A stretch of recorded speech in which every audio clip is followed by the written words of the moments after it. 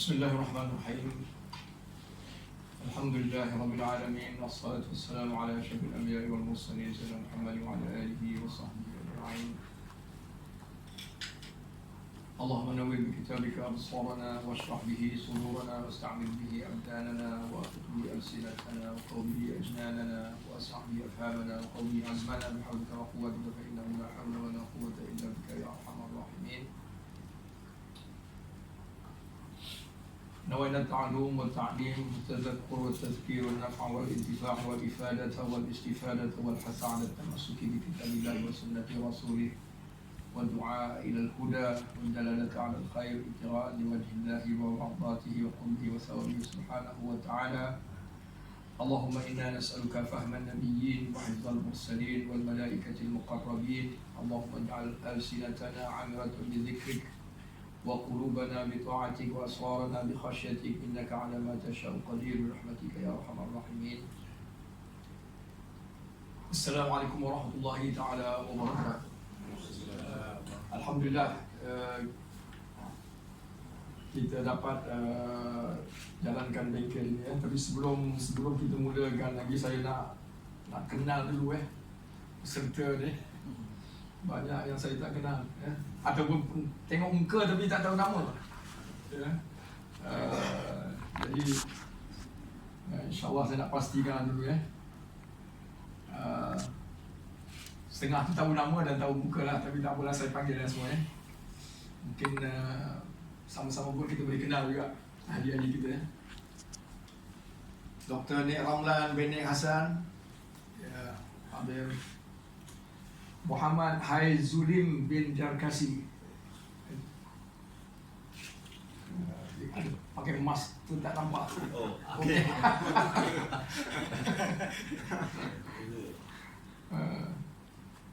Zainal Adnan bin Kamaruddin. Saya. Zainal Adnan. Muhammad Syafiq bin Sharifuddin. Muhammad Zaidi bin Hashim.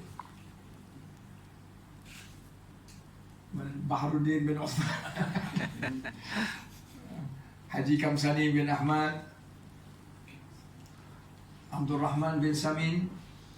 Dia kejap lagi datang. Dia hantar anak dia. Muhammad Iqbal bin Sulaiman. Belum datang lagi. Okay.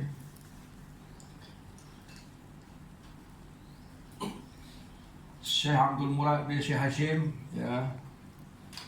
Nik Rafizal bin Nik Abdul Rahim. Rusli bin Darus. Saya tak nampak. Cik B. Akan datang ke? InsyaAllah. Muhammad Izran bin Anwar. Belum ke? Belum lagi, on the way. Muhammad Arifin bin Amir. Ya. Ibrahim Ali bin Abdul Wahab pun tak nampak lagi. Haji Kadri Shah bin Khalid Tak ada lagi. pun belum ada lagi. Muhammad Nizam bin Muhammad Sulaiman kat luar. Tak ada. Khamsul Anwar bin Fadlin Kat luar. kat luar juga. Dan Samsudin bin Muhammad Saleh. Ada. Okay. Baik. Jadi kita punya ini sebenarnya bukanlah kelas ataupun hanya kita panggil dia bengkel saja. Saya ingat tujuannya ialah bukan nak mengingatkan saja, mengingatkan apa yang kita sudah tahu. Saya ingat daripada sebab dari segi Fatihah dan kepentingannya, jadi mungkin ada sedikit-sedikit maklumat tambahan supaya membuat kita lebih peka kepada keperluan memperbaiki. Tahsin ni maknanya memperelok. memperelok, artinya benda yang kita sudah tahu, kita sudah ada pada kita, tetapi kita nak memperelok lagi. Bukan katanya benda kita tak tahu dan kita nak belajar sesuatu yang baru, tak. Sekadar memperelok apa yang sudah ada pada kita. Jadi saya nak buat itu dalam beberapa sama tiga sesi lah hari ni. Sesi ni sekarang jam betul Betul. 9 suku, dan kita akan sesi ini akan berlangsung sampai pukul 10.30. 10.30, jadi kira lebih kurang sejam lebih sikit lah. Saya nak kita memperkenalkan ataupun kenal semula dengan Al-Fatihah. Kenal semula.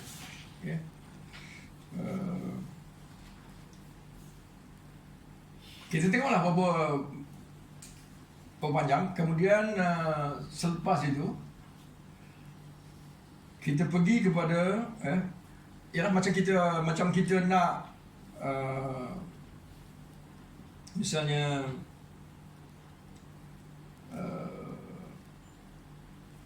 belajar sesuatu. Kita ambil ibarat daripada kita nak belajar sesuatu subjek. Mula-mula kita nak kenal guru dia. Kita nak tahu di mana dia dilahirkan, apa dia punya background akademik dan sebagainya. Tapi kenal guru dulu, tak semestinya kita dapat ilmu yang dia nak ajar tu, kan? Begitu juga kita mengenal Fatihah tu, belum lagi kita tahu mendapat apa dia message ataupun pengajaran daripada Al-Fatihah tu, kan? Jadi kita nak kenal dia dulu. Kemudian selepas kita kenal Al-Fatihah tu, kemudian kita nak membacanya. Artinya menyebut bunyinya. Jadi kita kena pergi sedikit kepada bab tajwid, mengenal huruf-huruf dia, macam mana membunyikan setiap huruf, macam mana membacanya. Belum lagi tahu makna dia, apa yang kita baca tu.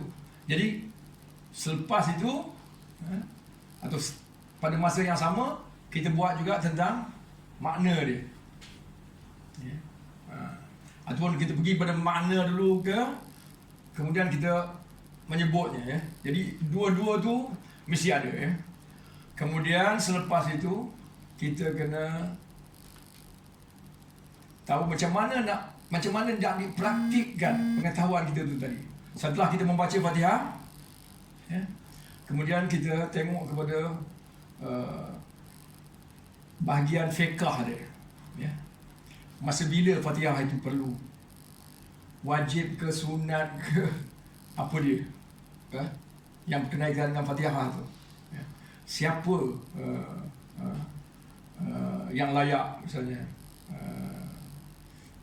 Apa yang mesti dilakukan lah, kan? Misalnya siapa yang layak jadi imam untuk membaca, kan?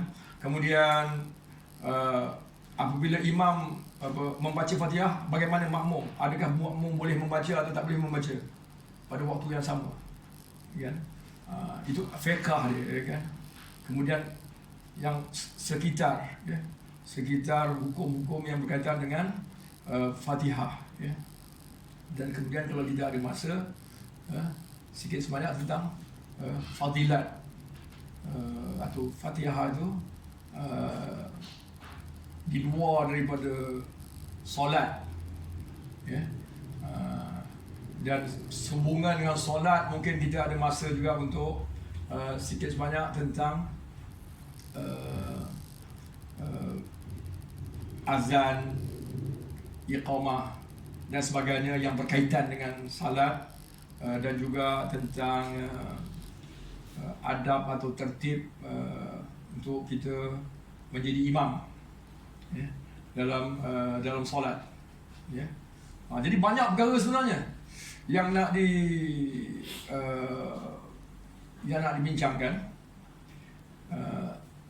Sebenarnya memang satu hari memang tak cukup. Tapi apa yang saya akan buat hari ini adalah cuba secara menyampaikan secara keseluruhan, kemudian kita nak kena follow up sendiri masing-masing lah, ya. Sama ada apa ni,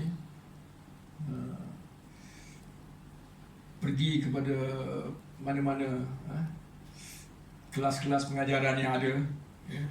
Mungkin bukan saya pun, ya, tapi ataupun melalui internet ke, ataupun melalui buku ke, kan, untuk menambah pengetahuan kita dan dapat mempraktikkan, ya. Jadi hari ini hanya sebagai memperkenalkan saja bidang itu, supaya kita macam ada roadmap lah, ya, boleh tahu mana nak, lepas ni mana nak pergi, gitu, ya. Jadi saya pun tidaklah terlalu ambitious, ya. Begitu selepas ini semua dah jadi semua dah jadi semua dah jadi pakar, tak mungkin, ya. Oh, saya sudah panggil dah tadi, Nombor 13. kata macam ada tadi, nombor 14. 13. Oh, Nombor 14. saya sudah tanda hadir. Baik. Okey. Apa dia surah Al-Fatihah? Namanya Al-Fatihah. Al-Fatihah yang bermakna permulaan atau bukan permulaan, pembukaan, ya. Pembukaan. Al-Fatihah. Fataha maknanya membuka. Jadi Fatih maknanya pembuka, ya. Membuka tu dalam bahasa Arab tu ada banyak makna lah. Kita buka, macam kita buka pintu tu buka lah, kan. Tapi misalnya bila Nabi SAW, ya, pada tahun 10 Hijrah, ya, dia masuk ke kota Mekah dengan 10,000 orang, ya, sahabat, ya, dan dia menawan Mekah, ya, daripada Quraisy. Peristiwa itu dipanggil Fatah Mekah, pembukaan Mekah. Begitu juga, ya, Sultan Muhammad Al-Fatih dipanggil Sultan Muhammad Al-Fatih. Dia menawan Konstantinopel daripada orang Kristian, Osmaniyah, ya, berkuasa di sekarang ni Istanbul, ya. Jadi dia panggil Muhammad Al-Fatih. Jadi perkataan Fatih tu maknanya membuka, ya. Dan Al-Fatihah tu membuka. Apa yang dia buka? Quran itu, ya. Tapi bukan saja, artinya bukan saja sebagai permulaan, ya. Dia diletak di depan tu sebagai chapter 1 memulakan, tak, dia membuka. Jadi membuka tu mestilah lebih dalam makna dia, kan. Apa yang dibuka? So kita kena tengok kepada peranan Al-Fatihah itu. Apa dia Al-Fatihah? Al-Fatihah ialah suatu doa yang Allah ajarkan kepada kita,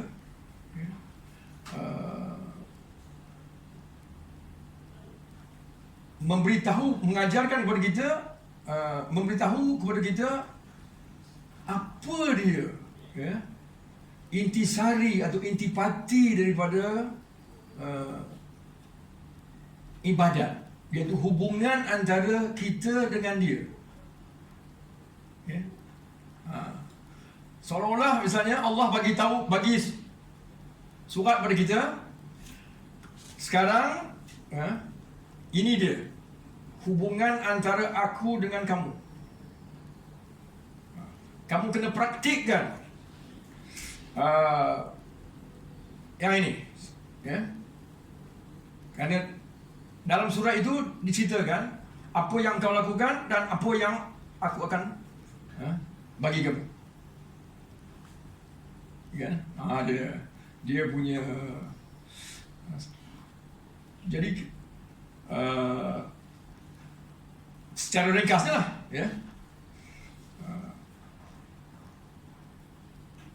aspek pembukaan itu akan menjadi jelas bila kita tengok bahawa makna pada setiap ayat itu. Dia sebenarnya membuka kepada kita pintu untuk kita memahami Al-Quran itu sendiri, atau nak mengetahui apa dia kandungan seluruh Quran itu.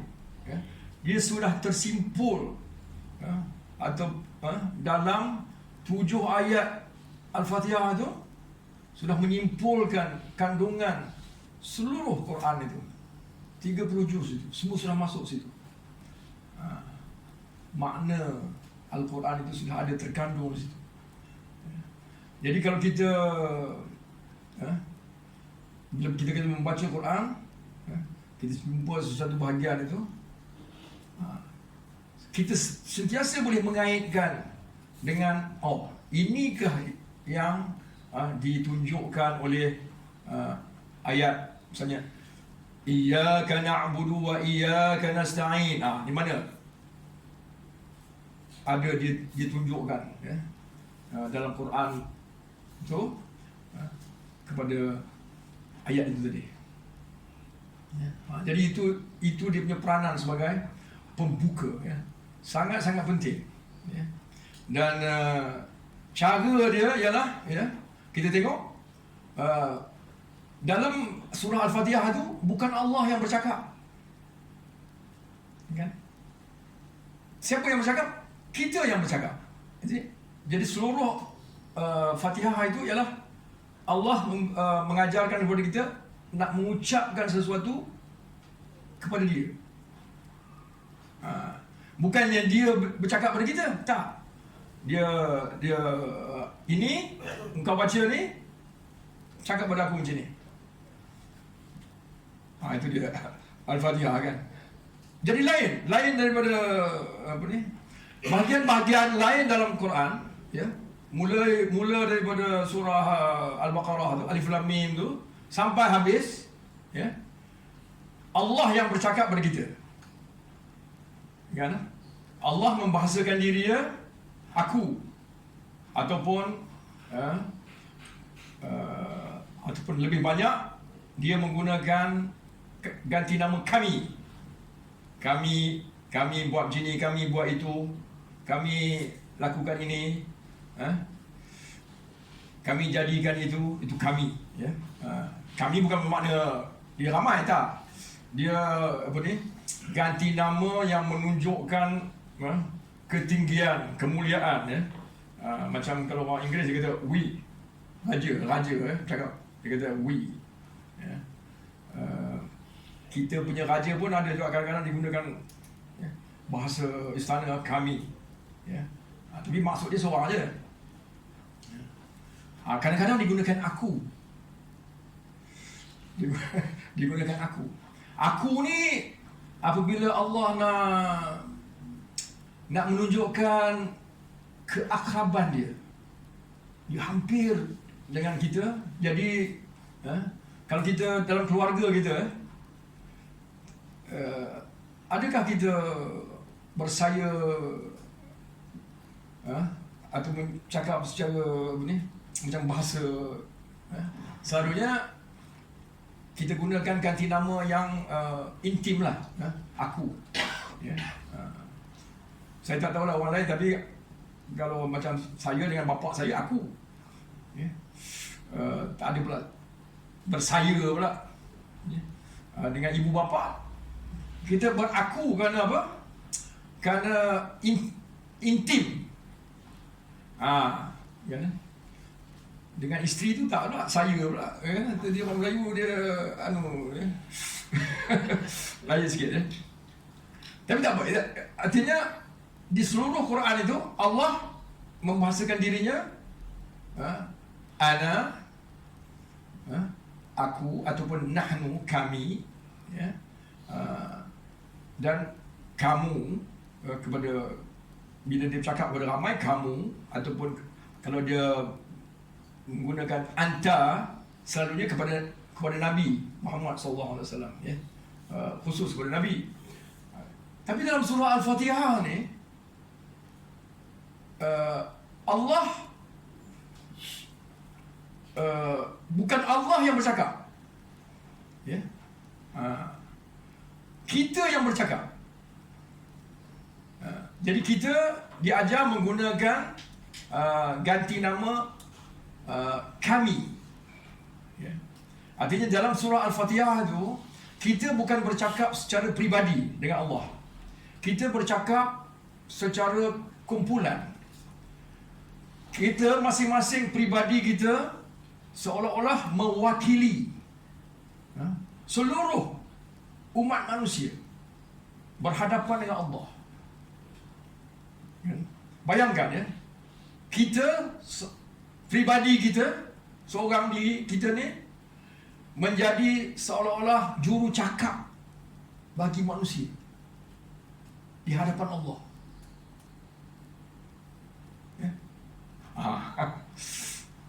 Itu dia besarnya peranan yang Allah telah bagikan kepada setiap individu itu. Sekarang dia kata, aku ajarkan kamu satu ucapan yang kamu hafal dan ucapkan bila kamu berhadapan dengan aku.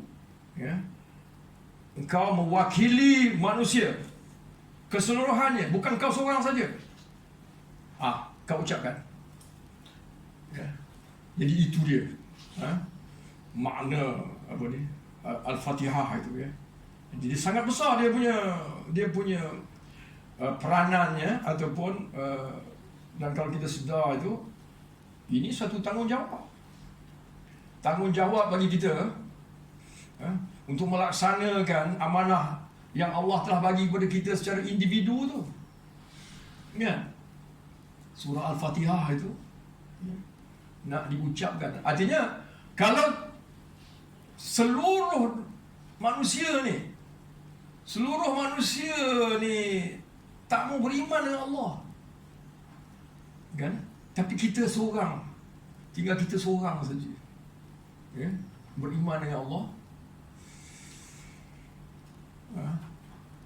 Jadilah doa kita itu untuk seluruh manusia.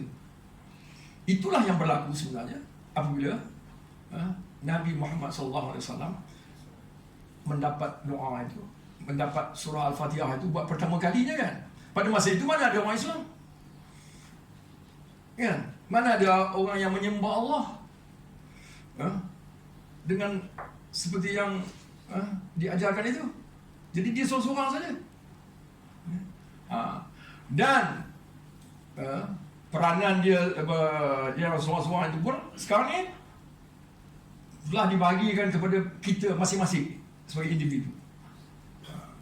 Jadi bila kita mengucapkan surah Al-Fatihah itu, kita sebenarnya mewakili sekalian manusia. Tak kira lah apa manusia tu, apa yang dia buat, kita tak usah kisahlah, kan?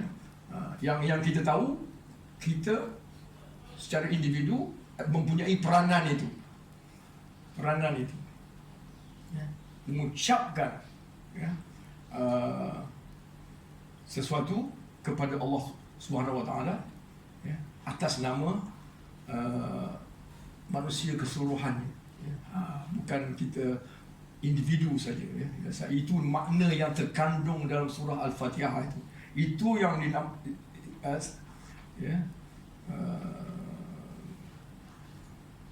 ya, itu yang kita nak buka bila kita baca Fatihah itu. Kita nak membuka pintu rahmat Allah, pintu keampunan Allah, pintu-pintu syurga Allah. Itu pembukaan dia. Jadi surah Al-Fatihah itu sejarahnya adalah antara surah yang paling awal ya, diturunkan ya, diwahyukan kepada Nabi sallallahu alaihi wasallam, dan surah yang pertama ya, mengikut pendapat kebanyakan ulama, surah yang pertama yang diturunkan dengan lengkap. Ya, dengan lengkap. Misalnya surah yang pertama yang diturunkan pertama kali ialah surah Iqra ya. Nabi berkhalwah di Gua Hira ya. Kemudian pada suatu malam ya, datang malaikat Jibril ya, menyampaikan wahyu buat pertama kali ya, surah Iqra ya. Kita semua tahu cerita tu. Saya tak nak ulang. Iqra bismi rabbikal ladzi khalaq, khalaqal insana min 'alaq ya. Tapi dia tidak lengkap ya. Surah Iqra itu mempunyai 19 ayat, tapi yang diturunkan hanya pada peristiwa pertama itu 5 ayat saja. Kemudian Nabi balik, kemudian datang lagi beberapa kali Jibril ya. Kita boleh jumpa bahagian-bahagian ya. Ya ayyuhal muddathir, ya ayyuhal muzammil ya. Surah-surah itu menyuruh Nabi kita bangun dan membersihkan diri dia, bersedia untuk menyampaikan ya, wahyu ya. Kemudian tak lama lepas itu baru datang surah yang lengkap ni ya. Lengkap ni mengajarkan doa yang seperti ataupun ucapan yang seperti saya kata tadi ya,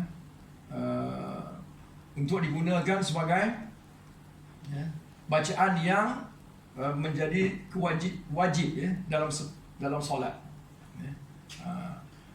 Solat ya, disyariatkan awal ya, dalam Islam ya. Artinya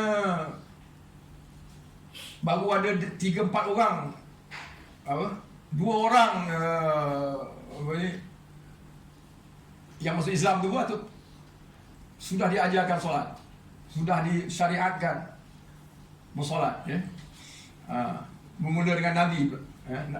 Jibril datang mengajarkan Nabi macam mana mengambil wuduk dan sebagainya ya. Kemudian surah Al-Fatihah tu diturunkan secara lengkap ya.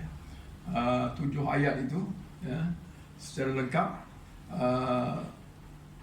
untuk dijadikan rukun ya. Rukun. Apa makna rukun? Rukun maknanya tiang. Bagaimana? Rukun Islam 5 perkara. Artinya tiang. Kalau salah satu padanya tiang tu tumbang, runtuhlah rumah tu. Ya, jadi sembahyang tu antara rukun dia ialah Fatihah. Kalau tak ada Fatihah, tak sah sembahyang tu. Ini memang jelas ya.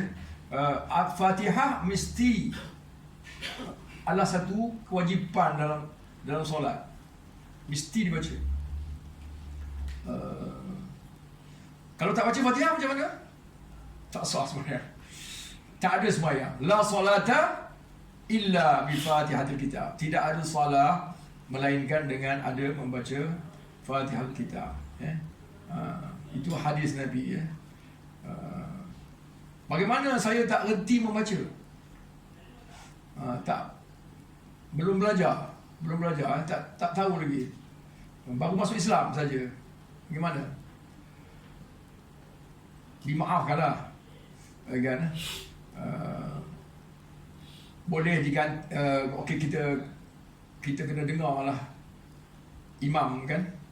Ataupun bacalah apa-apa zikir yang boleh, ya. Subhanallah, walhamdulillah, la ilaha illallah, Allahu Akbar, sebagai ganti pada Fatihah tu tadi, kan? Tapi tak boleh cukup dengan itu saja. Artinya kena belajar. Kena belajar Fatihah itu. Kan? Bolehkah kita baca dalam bahasa Melayu? Atau bahasa lain, ya? Sebab susah nak belajar bahasa Arab ni. Ya? Pendapat yang paling tepatnya, tak boleh. Walaupun ada imam, macam Imam Abu Hanifah, kan? Dia ada pernah memberi fatwa kata boleh. Orang macam orang Parsi ada masalah nak cakap Arab, boleh baca Fatihah dalam bahasa Parsi. Tapi ulama-ulama lain yang pengikut Imam Abu Hanifah pun tak setuju. Tak setuju dengan pandangan itu. Jadi dia pandangan peribadi dia sajalah, bukan menjadi satu pegangan kepada mazhab Hanafi pun, ya. Tapi mazhab-mazhab lain, imam-imam lain semua mengatakan Fatihah itu wajib dalam bahasa Arab. Dan tidak ada ganti, sebenarnya. Kalau kita hafal surah-surah lain ke, Wadduha ke, apa semua, tak boleh kita gantikan surah itu sebagai ganti pada Fatihah. Fatihah mesti dibaca. Tak boleh tidak. Kemudian adakah Fatihah itu wajib dibaca setiap masa? Bagaimana kalau imam sedang membaca surah, kan? Imam membaca surah, kemudian makmum, boleh tak? Adakah makmum perlu diam dengar imam membaca surah? Jadi kita tak membaca Fatihah lah. Masa dia masih membaca Fatihah, kita kena dengar dia baca Fatihah, kan? Kemudian selepas dia baca Fatihah tu, dia baca surah. Semasa dia baca surah tu, adakah kita wajib dengar dia diam, ataupun kita kena baca Fatihah juga? Jadi itu soalan yang selalu ditanyakan dan ada ikhtilaf, ya, ada pandangan yang berbeza tentang itu, ya. Ada mazhab yang mengatakan makmum tidak perlu membaca Fatihah selagi dia dengar imam membaca Quran, kerana dia kata dalam Quran ada jelas, ya, apabila Quran dibacakan, hendaklah kamu diam dan mendengar. Bila Quran dibacakan, hendaklah kamu diam dan dengar, ya. Jadi bila imam baca Quran, dia kata kamu mesti diam dan dengar, kan? Itu pandangan dia, ya. Tetapi hukum-hukum dalam agama kita ni bukan berdasarkan kepada satu ayat atau dua ayat Quran gitu, atau satu atau dua hadis yang kita boleh kata okey, ini dia hukum dia, kan?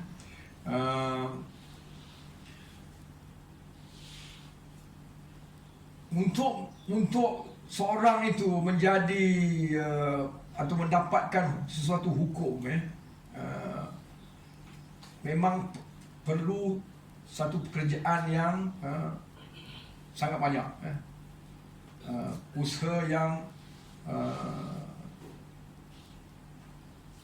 jadi untuk menjadi seorang mujtahid, seorang yang layak untuk menerbitkan, mengeluarkan hukum Quran perlukan pengetahuan yang sangat luas. Jadi sebenarnya ada imam-imam mujtahid yang sebenarnya boleh dibilang dengan jari saja. Sejak yang lain itu hanya mampu ataupun dianggap pengikut-pengikut saja, atau menjadi mujtahid dalam bab-bab tertentu saja. Jadi kalau kita nak cari kan imam-imam yang ataupun orang-orang yang setara dengan imam-imam yang kita kenal macam Imam Abu Hanifah, Imam Asy-Syafi'i, Imam Ahmad bin Hanbal atau Imam Malik, memang susah. Jadi kita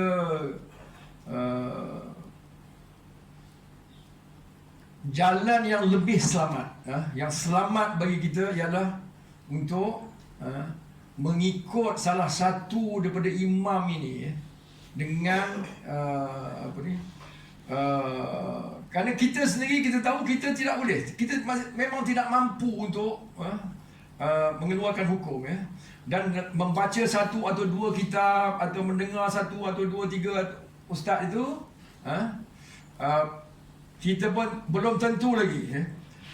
Kononnya mungkin ulama itu yang paling hebat di dunia pada masa ini,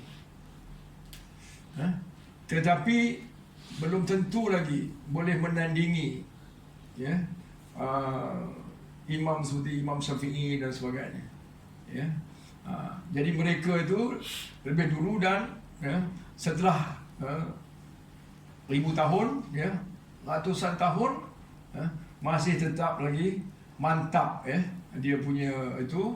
Jadi kalau ada orang kata kita ni tak nak ikut mana-mana mazhab, kita boleh buat pandangan sendiri dan sebagainya tu, itu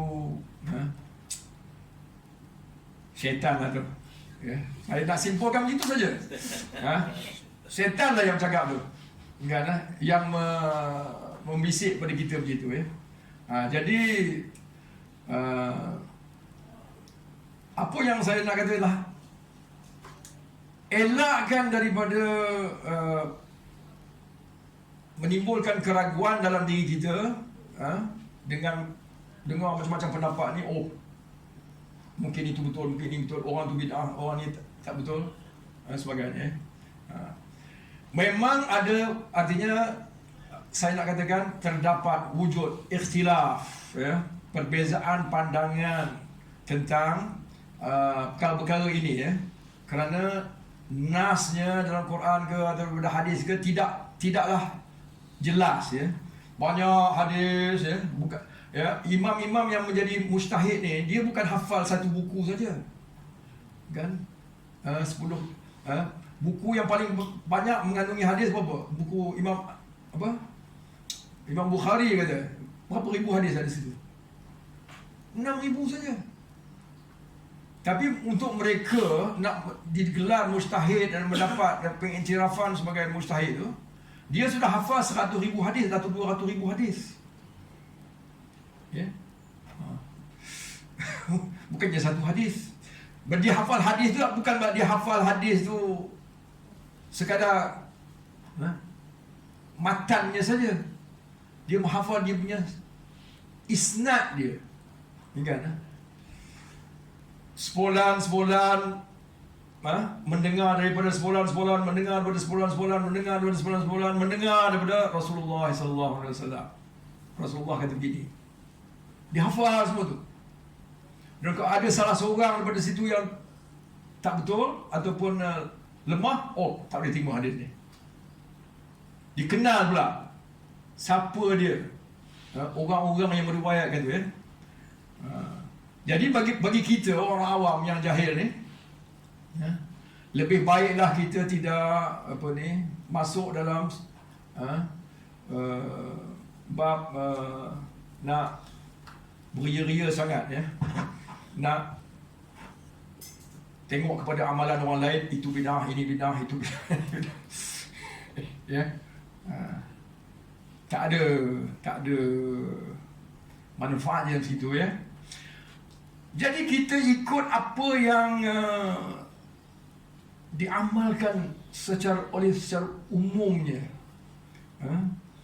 di tempat kita ni. Di tempat kita ni lah. Kalau bab semayang ni, atau bab-bab agama yang lain lah, kita amalkan apa yang umum diamalkan di sini, yang orang sudah terima berpuluh tahun dan mungkin beratus tahun, kan? Kita baca macamnya Bismillahirrahmanirrahim tu, nak baca kuat ke atau perlahan,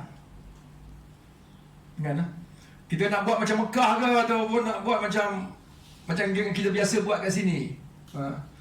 Dia pergi umrah atau dia pergi ke Mekah, dia kata semua imam Masjidil Haram tu, Masjid Nabi tu, dia tak pernah baca pun Bismillahirrahmanirrahim. Dia terus baca Fatihah aja. Alhamdulillah. Kan? Saya nak ikut itulah. Sekarang saya imam di sini, ya, saya nak bawa Mekah punya style. Orang Melayu ni mana faham, kan? Orang itu duduk di masjid, jadi imam Masjidil Haram. Jangan. Kita ikut apa yang kita sudah buat di sini tu, ya. Kerana apa yang kita buat di sini tu ada dia punya landasan pegangan dia, dasar dia ada, ya.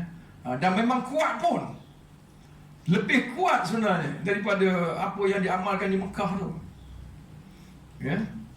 Kita jangan jadi macam kata, mana mungkin, tentulah Arab lebih bagus, lebih orang bukan Arab, kan? Tak, ya. Imam Abu Hanifah pun bukan Arab, dia Persi. Dan imam-imam lain pun bukan Arab, Imam Bukhari ke Imam Muslim, semua tu bukan Arab. Dia bangsa-bangsa lain juga. Dan tak kurang juga orang Melayu kita, datuk nenek, datuk kita orang Melayu yang menjadi imam besar-besar, kan? Yang setanding dengan orang-orang Arab yang lain, dan mungkin lebih hebat lagi, ya? Jadi kita tak usah rasa orang Arab tu sentiasa betul lah, kan, ataupun top lah. Tak, jadi kita ikut apa yang kita sudah amalkan, ya, di sini, ya. Baik bab macamnya membaca Al-Fatihah tu, ya, Bismillah itu, amin. Bolehkah kita, adakah amin tu wajib ataupun bolehkah kita tidak amin? Misalnya, kan? Semua itu adalah bab-bab yang diikhtilaf, ya. Ataupun bab kunut ke, ya? Bab berdoa ramai-ramai selepas solat ke, macam-macam bab yang sekarang ni dipertikaikan, ya. Jadi bila kita rasa jadi imam ni susahlah sikit, kan? Tak, saya rasa tak usah kita terjebak ke dalam benda-benda yang macam itu. Kita cuba dapatkan apa dia amalan yang biasa umum dibuat, ya, di tempat itu. Jangan pula pergi tempat orang, ke Perlis ke misalnya, kemudian kita kata mesti punut. Tak betul ni, engkau orang ni bid'ah ni, kau ni salah. Tak, biarkan dia. Itu mungkin dia ada dia punya alasan, kan? Dan masyarakat itu sudah mengamalkan itu, okey, biarkan. Kan? Jadi yang kita nak lihat ialah okey, apa dia amalan yang kita di sini buat biasa. Jadi kita cuba sedaya upaya untuk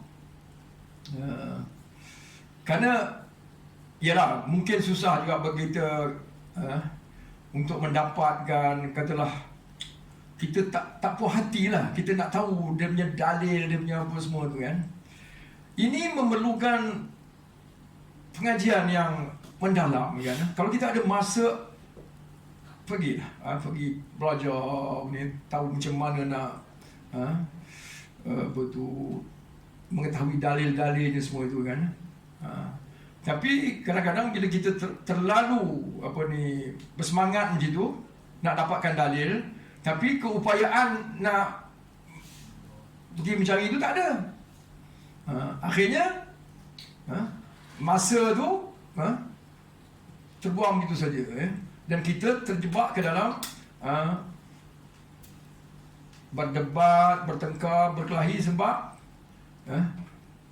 bid'ah membid'ah. Belum jadi kafir mengkafir lagi, bid'ah membid'ah. Tapi ada juga orang yang sampai ke peringkat mengkafirkan oleh sebab persediaan yang berdasarkan benda yang berasal daripada ijtihad. Ijtihad pun maknanya ialah orang itu melakukan sungguh-sungguh untuk mendapatkan ilmu tu untuk mendapatkan hukum itu. Itu usaha dia secara peribadi. Dia mungkin betul atau mungkin tak betul.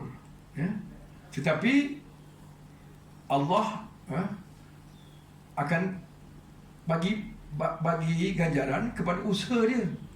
Kan? Orang lain mungkin buat ijtihad juga, sama juga berusaha dan dapat keputusan yang lain. Jadi tak sama keputusan.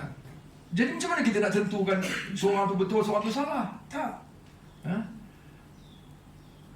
Biarlah dia dengan pandangan dia, kita dengan keyakinan kita. Kan? Mungkin dia betul dan kita salah, tapi tak usah risaulah. Sebab apa? Benda tu ijtihad. Ijtihad tidak boleh membatalkan, ijtihad seorang tidak boleh membatalkan ijtihad orang lain. Yang pasti ialah apa yang sudah pasti dalam Quran. Tapi yang dalam Quran pun tidak ada semua yang tu pasti. Ada juga benda yang sama-sama yang memerlukan penjelasan dan sebagainya, dan memerlukan ijtihad juga untuk memahami. Jadi artinya ruang itu terbuka luas, sangat-sangat luas. Dan Allah melihat kepada usaha kita yang ikhlas, bukan dengan kepandaian kita. Allah tidak akan membalas kita dengan berapa banyak hadis kita hafal, berapa banyak Quran kita berapa banyak buku kita sudah tulis, berapa banyak ceramah kita sudah bagi. Allah tak tengok pada itu, tetapi kepada hati kita yang ikhlas, nak kepada dia. Itu saja. Mungkin orang tu tak ada ilmu apa pun, sikit saja ilmu. Ilmu dia hanya satu, iaitu Allah itu satu. Dan tiada Tuhan yang disembah melainkan Allah. Itu saja ilmu dia. Itu mungkin dia terdahulu daripada ramai orang yang hafal 100,000 hadis atau 200,000 hadis, atau tulis berpuluh-puluh kitab, atau membagi beribu-ribu ceramah agama kan. Tetapi kalau dalam hati dia tak ada keikhlasan iman macam itu, tak ada guna juga. So balik kepada Al-Fatihah tadi, iaitu Allah mengajar kita setiap individu itu untuk menjadi juru cakap bagi manusia dalam menghadapi atau dalam berdepan dengan Allah, terutamanya dalam solat. Ini dia peristiwa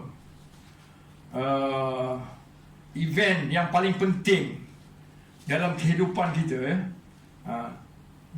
Dikehendaki, Allah menghendaki kita 5 kali sehari menghadap dia, mengucapkan ucapan ini. Al-Fatihah itu, salah satu bernama Al-Fatihah itu ialah As-Salah. Artinya salah itu sebenarnya ialah Al-Fatihah. Jadi yang kita berdiri, takbir, rukuk, sujud, apa semua itu ialah sebagai macamnya menghias. Kita nak macam kita nak meminang lah, kena ada iringan-iringan dia. Tak boleh datang situ jawab aku nak kahwin dengan kau, tak boleh lah kan. Dia kena ada iringan-iringan dia. Jadi yang kita nak persembahkan di depan Allah Ta'ala ialah Fatihah itu. Jadi kita iringi Fatihah itu dengan berdirinya, dengan rukuknya, dengan sujudnya, dengan tahiyatnya, kita iringi. Tapi persembahan utama dia ialah surah Al-Fatihah yang kita nak. Ini yang kita nak sampaikan. Yang lain-lain tu iringan. Macam bawa tepak sirih kan. Yang lain tu hadiah-hadiah tu, iringan dia. Jadi kalau kita sedar bahawa itu dia sebenarnya Fatihah tu, barulah kita tahu bahawa ini bukannya sambil-sambilan saja. Itulah dia salah kita, itulah dia semayang kita. Fatihah tu.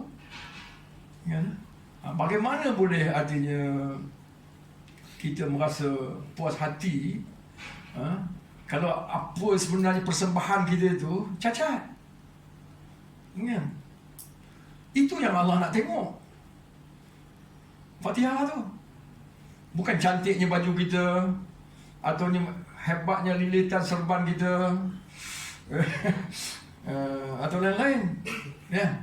Masa semayang tu kan, dia nak tengok kepada Fatihah kita. Sebab itu dia ucapan yang dikatakan rukun. Tiang dia tadi. Tak ada tu, tak ada solat. La salata illa bi Fatihati kitab. Tidak ada salat melainkan dengan Fatihah kitab. Jadi kalau nak ikut pada amalan ataupun pendapat daripada mazhab Imam Syafi'i, yang kita umumnya di Nusantara ni, di Malaysia, di Indonesia, semua di daerah ini, Siam ke apa semua tu, kita mengikut mazhab Syafi'i. Fatihah itu wajib dibaca dalam setiap rakaat oleh setiap orang, walaupun dia makmum. Jadi artinya walaupun imam membaca kuat, kita masih wajib baca Fatihah. Tak boleh kita kata apa dia. Bagaimana dengan ayat Quran yang kata bila imam baca dengan kuat tu kita mesti diam dan dengar? Itu kata ulama ialah satu perintah umum. Artinya bila Quran dibaca, bila-bila masa saja. Kita dengar Quran dibaca di pasar. Ada orang bawa kereta, kita duduk passenger, dia driver, dia baca Quran. Kita kena diam dan dengar. Jangan kita cakap lain pula. Masa dia baca Quran tu tadi, kita mesti dengar. Mana-mana saja Quran dibacakan, kita mesti diam dan dengar. Jadi itu perintah umum. Ya. Sedangkan perintah khusus ialah ucapan Nabi tadi. La salata illa bi Fatihatil Kitab. Tidak ada salat melainkan dengan bacaan Fatihah itu. Dan bacaan itu pada setiap rakaat. Kan? Jadi kalau imam membaca, kita dibolehkan membaca di belakang imam itu Fatihah. Kemudian selain pada Fatihah tak boleh lah. Tapi Fatihah tu kita kena wajib baca juga. Perlahan lah, jangan baca kuat-kuat pula sampai mengganggu imam tengah baca surah.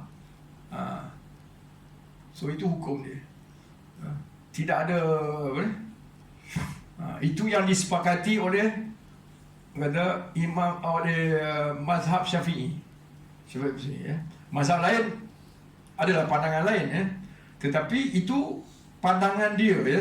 Jadi kalau kita nak buat pandangan itu di sini, itulah tadi akan timbul macam-macam, macam-macam. Jadi baik tak usah, ya. Baik kita tak usah berdebat tentang hal itu. Yakini bahawa bila alim ulama dalam mazhab Syafi'i sudah buat hukuman ataupun benda itu adalah berdasarkan banyak dalil-dalil yang mereka sudah kaji, ya kan? Bukan pendapat yang sewenang-wenang sahaja, ya. Jadi kita yang tak berapa faham ni ikut sajalah. Itu yang paling selamat, ya, dan mengelakkan daripada membuang masa dengan mempertikaikan, ataupun nak bawa perubahan balik macam orang yang buat di India ke ataupun di Masjidil Haram tu semua. Okey. Jadi jelas, ya, Fatihah tu sangat-sangat penting, ya. Dan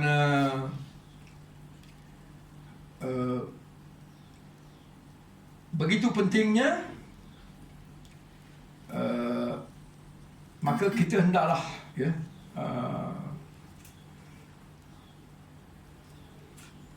mempelajari, ya, bagaimana nak membacanya atau mengucapkannya dengan sebaik mungkin, ya.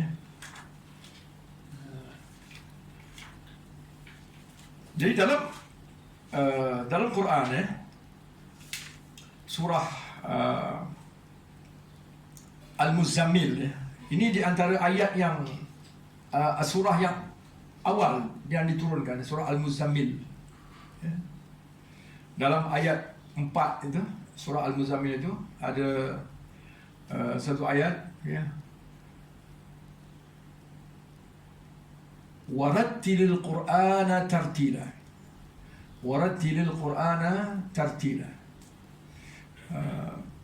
Nabi diarahkan, ya, diperintahkan oleh Allah Subhanahu Wa Taala untuk membaca Quran itu dengan tartil, ya. Istilah dia dengan tartil. Warattilil Qur'ana tartila, ya. Dia disuruh Nabi dalam surah itu Nabi diperintahkan supaya bangun malam semayang, ya, sepertiga, separuh, 2/3 malam, tengok ikut kemampuan, ya.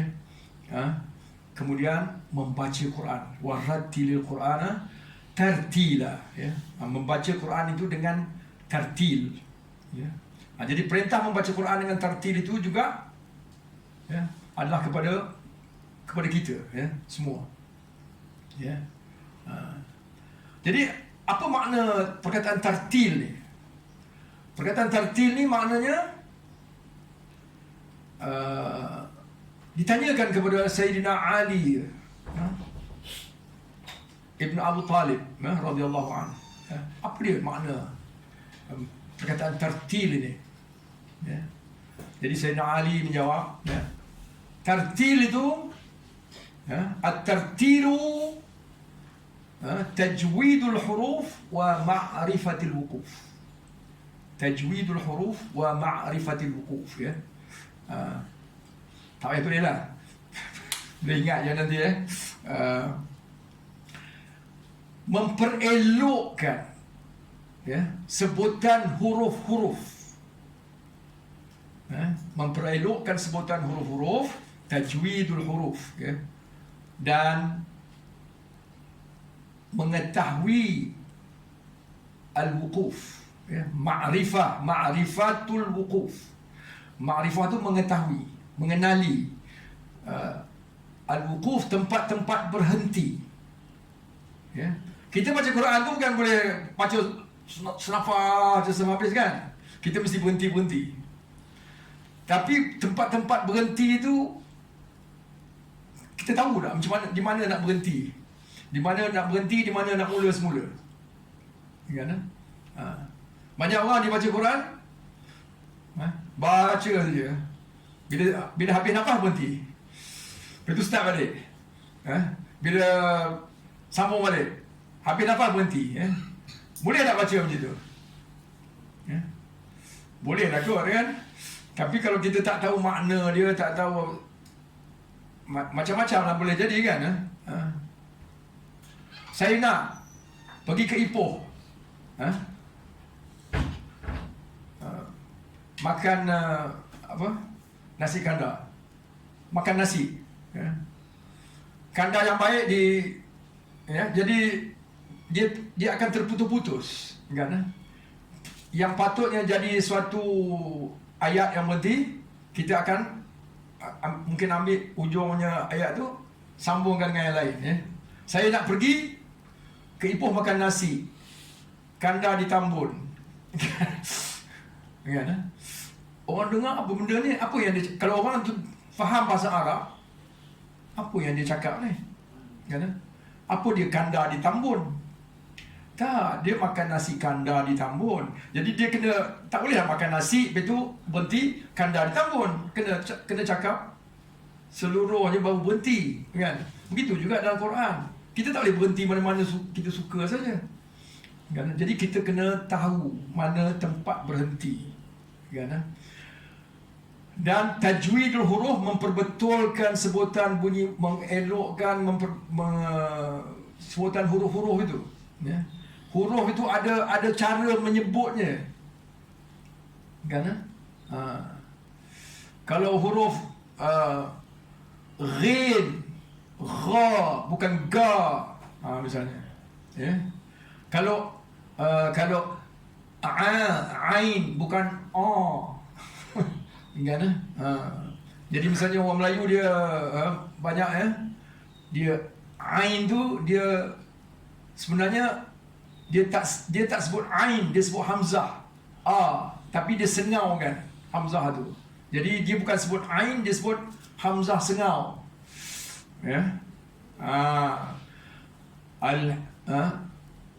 Ha, dia sebut ha saja. Sepatutnya ha. Ha, dia disebut ha. Alhamdulillah, alhamdulillah, alhamdulillahi rabbil alamin. Hamzah sengau. Sebenarnya dia sebut a. Itu dia keluarkan suara tu ikut hidung. Jadi dia ingat itu dia dia lain. Jadi perintah Allah perintahkan supaya kita membaca Quran itu dengan tartil, dan tartil itu maknanya mengelokkan, membetulkan sebutan setiap huruf dan mengetahui tempat-tempat berhenti, ma'rifatul wuquf. Jadi nak membetulkan sebutan huruf itu tadi, kenalah belajar tajwid. Kenalah belajar tajwid. Ilmu tajwid itu sebenarnya ialah ilmu bagi kita mengenal macam mana nak menyebut huruf-huruf dalam Quran tu. Huruf-huruf ini adalah dari bahasa Al-Quran. Bahasa Al-Quran tu memanglah bahasa Arab. Tetapi kalau kita kata bahasa Tapi bahasa Arab tu, kalau sekarang ni kita kata bahasa Arab, tak semestinya dia sama dengan bahasa Quran. Kerana bahasa orang Arab dah berubah-ubah. Ya? Orang Arab terdiri daripada banyak daerah-daerah dia bercakap bahasa dia dengan logat masing-masing lah. Macam kita jugalah kan, ada logat Kelantan, ada logat Kedah, ada logat Negeri Sembilan, ada logat Johor, semua masing-masing. Kalau perkataan yang sama pun kita ucapkan berbeza-beza kan. Ya? Makan,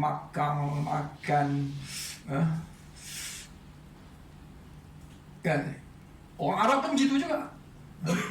Jadi bahasa Arab yang ada sekarang ni kan, diucapkan oleh, bila orang Arab cakap hari-hari, kemungkinan orang Morocco tak boleh faham apa orang Saudi cakap.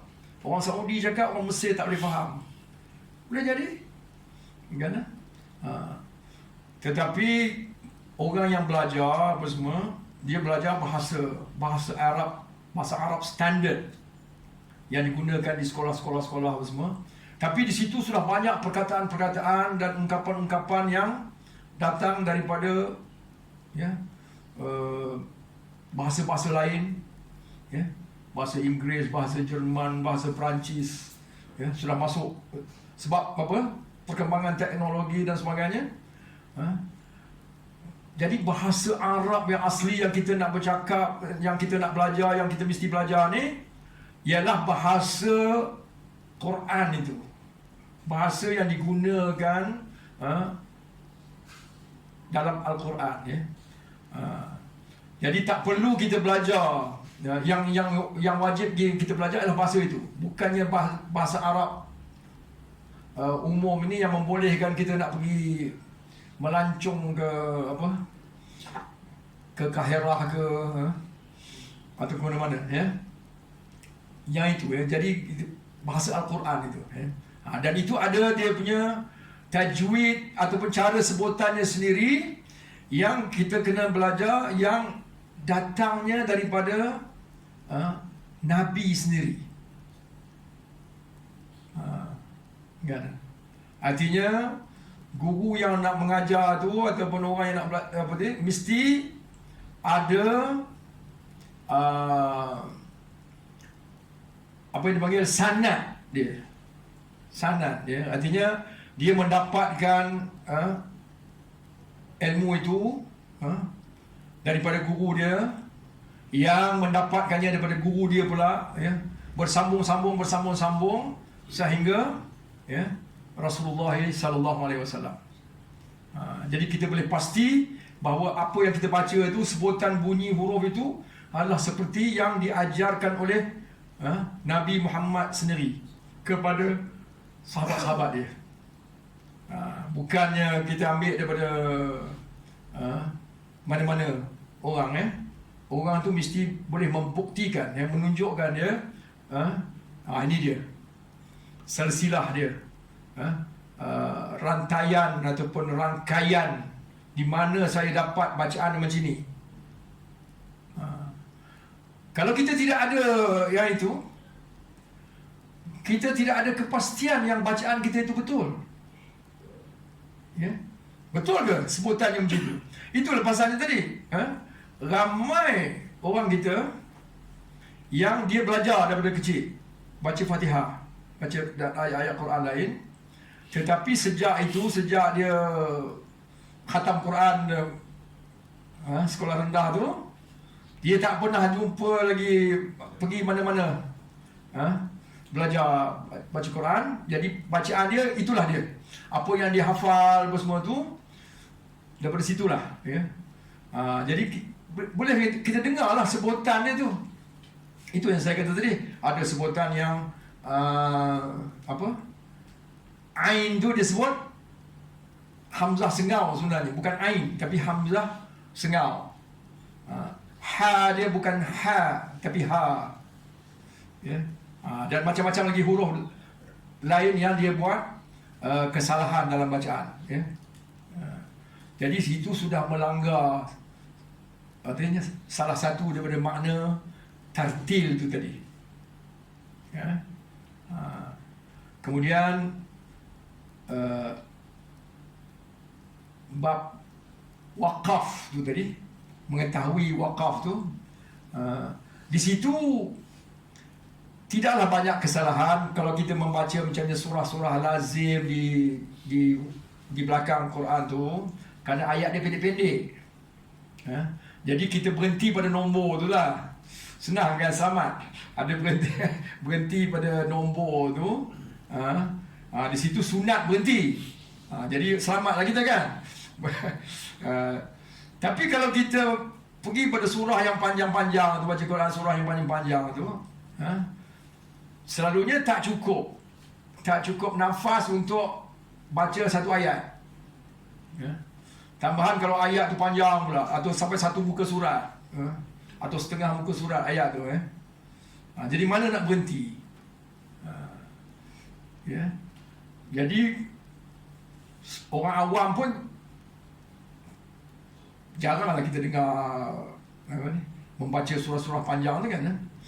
Tapi ada orang yang bukan awam pun, atau yang menjadi imam ke apa semua pun boleh membuat kesalahan itulah, kerana dia tidak, kerana bukan semua pada imam-imam kita ni, walaupun baca Quran dia fasih, betul tajwid dia apa semua, tetapi masih belum menguasai bahasa Arab, bahasa Al-Quran, kan? Dia, saya bukan kata untuk bercakap Arab, untuk pandai bagi ceramah dalam bahasa Arab dan sebagainya, tak. Memahami sahaja, maksud Al-Quran itu dengan bahasa Arab, dengan bahasa Arabnya, jadi paling kecil artinya kita mesti ada kefahaman bahasa Arab yang membolehkan kita berhenti di tempat yang betul. Itu paling artinya paling minima. Jadi tidak boleh tidak, seseorang itu dalam melaksanakan fardu ain dia, mesti boleh membaca Al-Quran itu paling kurang surah Al-Fatihah itu dengan betul, dengan tajwid yang betul. Kemudian apabila dia membaca surah-surah lain, menjadi fardu ain pada dia untuk membacanya dengan betul lah, kan? Terutama kalau dia menjadi imam, artinya dia membaca didengar oleh orang lain, khalayak. Pada masa itu juga dia mesti boleh faham, sikit sebanyak apa yang dia baca itu berhenti pada tempat yang betul dan sebagainya. Itu paling kurang. Jadi syarat untuk fardu ain itu tadi ialah sekurang-kurangnya kalau kita nak jadi imam atau nak membaca di khalayak ramai, kena tahu itu. Tak boleh kita kata tak apalah. Saya tajwid pun tak apa, tapi boleh jugalah.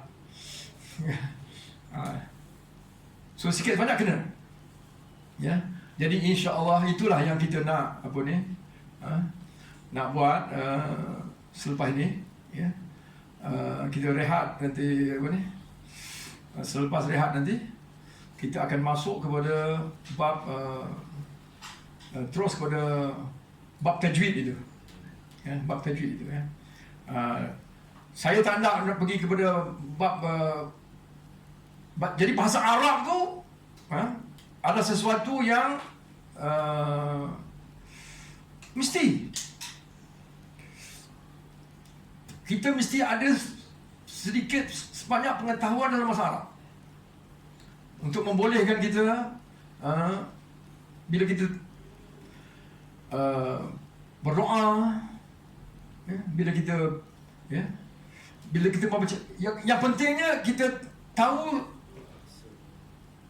maksud apa yang kita baca, dan apa yang kita ucapkan kepada Allah.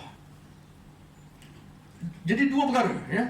Satu ialah baca Quran. Baca Quran ni yang komunikasi. Quran ialah komunikasi kepada Allah kepada kita. Jadi kita wajib faham apa yang dia nak cakap kepada kita. Tak memadai dengan sekadar kita menyebut saja. Ya. Katalah orang bagi kita surat dalam bahasa Hindustan. Ya. Memadai ke kalau kita dengar saja dia punya bunyi itu tapi tak faham makna dia. Kan? Muhabbat, Mary, Bahbub ke apa. Tak apa dia dengar sedap kan tapi tak tahu apa makna dia kan. Tak guna. Begitu juga Quran. Ya. Bukan kita tak berguna. Saya tak boleh kata Quran tu tak guna, ya. Kerana Quran itu bunyinya pun itu ada mukjizat dia. Kan? Sekadar jangan katakan dengan maknanya. Kalau dengan bunyinya pun saja sudah ada mukjizat perkataan dia ada kat situ. Tak apalah. Tetapi untuk lebih lagi tadi, mesti faham makna dia kan. Kemudian bila kita berdoa atau mengaminkan doa, macam mana kita nak mengaminkan atau berdoa sedangkan kita tak faham apa yang kita doa tu? Jadi bila Allah, kita minta sesuatu kepada Allah, kemudian Allah dah bagi kepada kita masih tak sedar lagi. Sebab kita tak tahu apa yang kita cakap kan. Kita tiap hari kita doa. Kita kata, aku tak pernah dapat apa yang aku doa. Bohong. Ya? Sebenarnya dia banyak sudah dapat. Sebab apa? Doa tu tadi. Tapi dia tak tahu apa yang dia doa tu. Jadi wajib sebenarnya kita memahami doa yang kita baca tu, ya. Jadi sekurang-kurangnya pengetahuan bahasa Arab kita mesti pada situ, ya. Jadi sekarang ni sudah ada banyak tafsir-tafsir perkata dan sebagainya itu, kan? Dia banyak membantu kita lah, ya, untuk memahami bahasa Arab, ya. Tetapi kalau ada sedikit pengetahuan tentang nahu dan sebagainya, jadi membuatkan kita lebih memahami. Bila ditulis, bila kita baca tafsir tu ataupun terjemahan tu, kita banyak lagi boleh faham, ya. Bila kita ada sedikit pengetahuan bahasa Arab, ya. Dan pengetahuan bahasa Arab tu sangat-sangat berguna berdoa, ya. Doa dalam bahasa Melayu dengan doa dalam bahasa Arab ni lain. Dia tak kita bercakap bersama-sama. Doa dalam bahasa Arab ni dia datang ada banyak daripada ayat Quran, ya, dan daripada ucapan Nabi, dan ulama-ulama, kan? Orang-orang yang bila dia bercakap dengan Allah tu, dia bercakap daripada keadaan orang yang kenal dengan Allah. Jadi kita pakai doa dia. Kita gunakan doa yang dia gunakan, ya. Menjadikan kita. Tetapi kalau kita nak sama, ya, dalam kita kena faham apa yang dia cakap tu. Ini ucapan-ucapan orang yang kenal dengan Allah. Dia bukan minta sebarangan. Bila kita tahu apa yang dia minta tu, itu rupanya, ya, benda yang patut kita minta, ya. Jadi kadang-kadang kita boleh lah pergi, kan. Pergi pejabat Perdana Menteri, kan, ya, nak minta sesuatu, kan. Tapi kalau kita tak tahu apa yang benda yang betul-betul boleh dipinta, tak guna juga kita pergi, kan. Takkan kita pergi pada Perdana Menteri, tuan, saya datang ni nak minta kalau boleh dapat apa ni KFC sekotak, kan. Buat apa jumpa Perdana Menteri nak minta KFC sekotak, kan.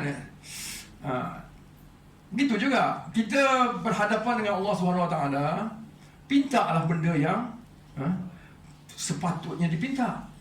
Bukan pinta benda-benda yang membawa mudarat pada kita.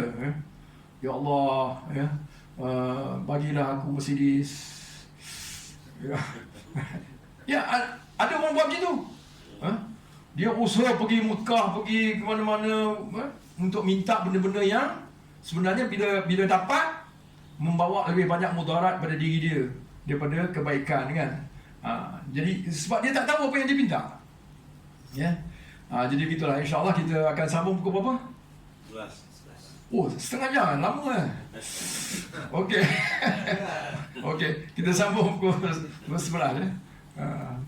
Okey, assalamualaikum warahmatullahi taala wabarakatuh ya. Rehat. Minum dulu. Orang ada berumur ni dia kena rehat lama sikit. Apa dia? Orang ada berumur ni kena rehat lama sikit.